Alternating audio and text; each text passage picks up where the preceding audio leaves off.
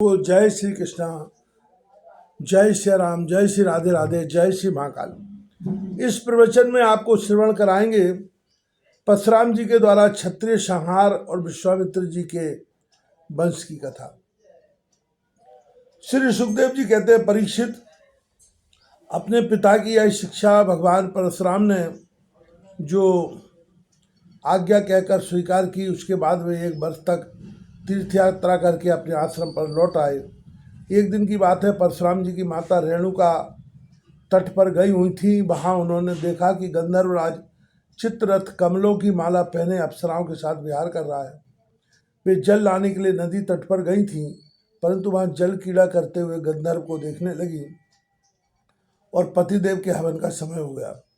इस बात को भूल गई। उनका मन कुछ कुछ चित्ररथ की ओर खिंच भी गया था। हवन का समय बीत गया, यह जानकर वे महर्षि जमदग्नि के शाप से भयभीत हो गई और तुरंत वहां से आश्रम पर चली आई। वहां जल का कलश महर्षि के सामने रखकर हाथ जोड़े खड़ी हो गई। जमदग्नि मुनि ने अपनी पत्नी का मानसिक व्यभिचार जान लिया और क्रोध करके कहा, मेरे पुत्रों, इस पापनी को मार डालो। परंतु उनके किसी भी पुत्र ने वह आज्ञा स्वीकार नहीं की। इसके बाद पिता की आज्ञा से परशुराम जी ने माता के 7 भाइयों को भी मार डाला। उसका कारण था, वे अपने पिता के योग और तपस्या का प्रभाव भली भांति जानते थे। परशुराम जी के इस काम से सत्यवती नंदन महर्षि जमदग्नि बहुत प्रसन्न हुए और उन्होंने कहा कि बेटा, तुम्हारी जो इच्छा हो वर मांग लो। परशुराम जी ने कहा, पिताजी, मेरी माता और सब भाई जीवित हो जाएं तथा उन्हें इस बात की याद न रहे कि मैंने उन्हें मारा था। परशुराम जी के इस प्रकार कहते ही जैसे कोई सोकर उठे, सबके सब अनायासी सकुशल उठ बैठे। परशुराम जी ने अपने पिताजी का तपोबल जानकर ही तो अपने सुहृदों का वध किया था।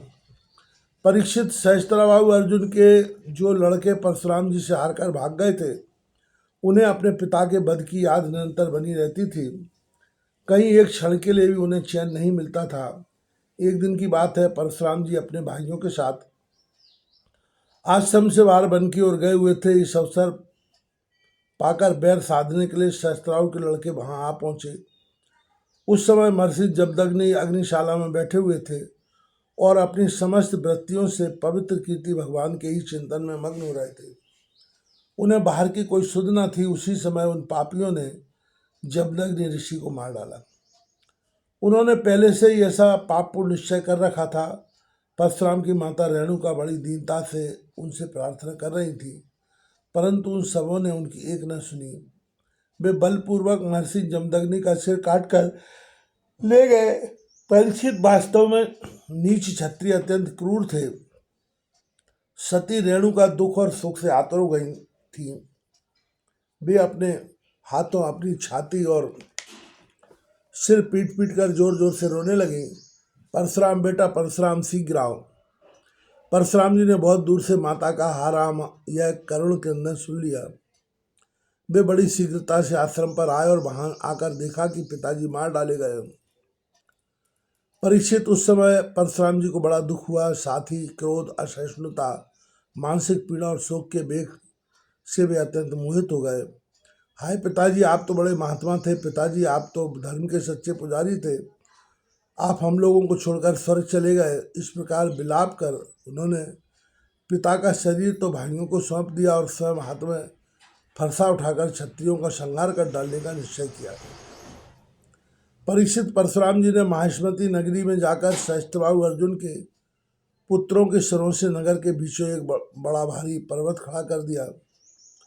उस नगर की शोभा तो उन ब्रह्मघाती नीच क्षत्रियों के कारण ही नष्ट हो चुकी थी। उनके रक्त से एक बड़ी भयंकर नदी बह निकली, जिसे देखकर विप्रद्रोहियों का हृदय भय से कांप उठता था। भगवान ने देखा कि वर्तमान क्षत्रिय अत्याचारी हो गए, इसलिए राजन, उन्होंने अपने पिता के वध को निमित्त बनाकर 21 बार पृथ्वी को क्षत्रियहीन कर दिया और कुरुक्षेत्र के समस्त पंचक में ऐसे से 5 तालाब बना दिए जो रक्त के जल से भरे हुए थे। परशुराम जी ने अपने पिताजी का सिर लाकर उनके धड़ से जोड़ दिया और यज्ञों द्वारा सर्वदेवमय आत्मस्वरूप भगवान का यजन किया। यज्ञों में उन्होंने पूर्व दिशा, होता को दक्षिण दिशा, ब्रह्मा को पश्चिम दिशा, और अर्धवर्यों को उत्तर दिशा शामगान करने वाले उद्गाता को दे दी। इसी प्रकार अग्निकोण आदि विदिशाएं ऋतुजों को दी। कश्यप जी को मध्य भूमि दी, उपदृष्टा को आर्यावर्त दिया तथा दूसरे सदस्यों को अन्य दिशाएं प्रदान कर दी।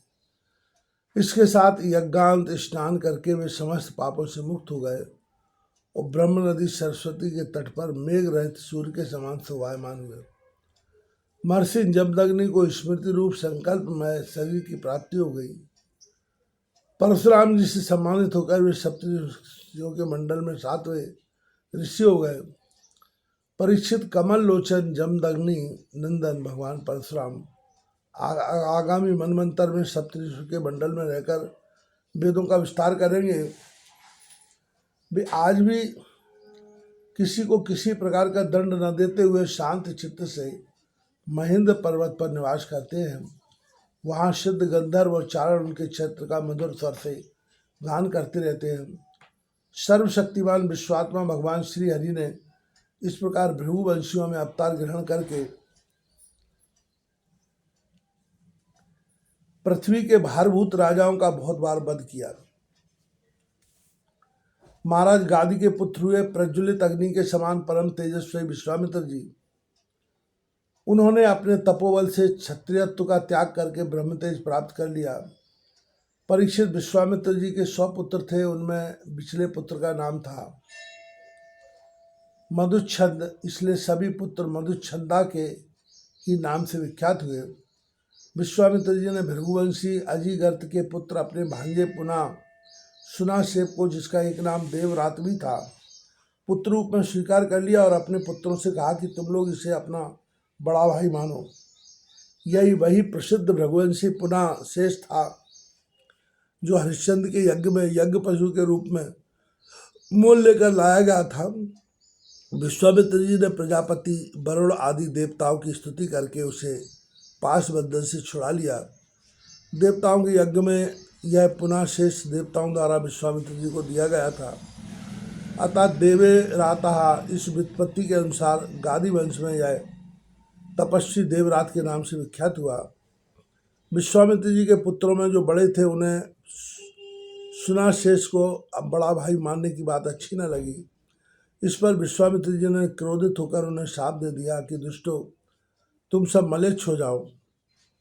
इस प्रकार जब 49 भाई मलेच्छ हो गए तब विश्वामित्र जी के पिछले पुत्र मधुच्छंदा ने अपने से छोटे 50 भाइयों के साथ कहा, पिताजी आप हम लोगों को जो आज्ञा करते हैं हम उसका पालन करने के लिए तैयार हैं। यह कहकर मधुच्छंदा ने मंत्र दृष्टा पुनः शिव को बड़ा भाई स्वीकार कर लिया और कहा कि हम सब तुम्हारे अनुयायी छोटे भाई हैं। तब विश्वामित्र जी ने अपने इन आज्ञाकारी पुत्रों से कहा, तुम लोगों ने मेरी बात मानकर मेरे सम्मान की रक्षा की है, इसलिए तुम लोगों जैसे सुपुत्र का प्राप्त करके मैं धन्य हुआ। मैं तुम्हें आशीर्वाद देता हूँ कि तुम्हें भी सुपुत्र प्राप्त होंगे। मेरे प्यारे पुत्रों, यह देवरात पुनर्शेप भी तुम्हारे ही गोत्र का है, तुम लोग इसकी आज्ञा में रहना। परीक्षित विश्वामित्र जी के अष्टक, हारित, जय और क्रतुमान आदि और भी पुत्र थे। इस प्रकार विश्वामित्र जी की संतानों से कौशिक गोत्र में कई भेद हो गए और देवरात को बड़ा भाई मानने के कारण उसका प्रवर ही दूसरा हो गया।